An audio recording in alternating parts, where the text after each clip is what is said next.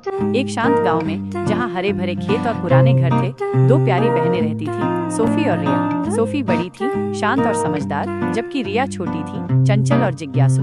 एक दिन जब आसमान बादलों से भर गया और बारिश की बूंदें गिरने लगी, तो दोनों बहनें घर के अंदर बैठी थीं। बाहर की रिमझिम उन्हें थोड़ी उदास कर रही थी। तभी रिया ने खिड़की से बाहर देखा और चिल्लाई, देखो दीदी। सोफी ने बाहर देखा तो अचरज में पड़ गई। एक बड़ा सा भूरा और रोमिल प्राणी पेड़ की एक मोटी डाली पर बैठा बादलों को देख रहा था। उसके बगल में दो छोटे सफेद प्राणी भी बैठे थे।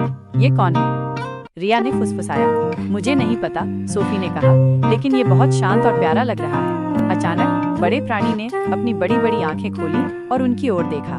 सोफी और रिया थोड़ी डर गईं, लेकिन उसकी आंखों में कोई डर या खतरा नहीं था। वो बस उन्हें देख रहा था जैसे कोई पुराना दोस्त हो। फिर एक अद्भुत चीज हुई। बड़े प्राणी ने अपने हाथ में एक छोटा सा छाता खोला। हालांकि बारिश अब धीमी हो गई थी। उसने रिया और सोफी की ओर देखा और मुस्कुराया।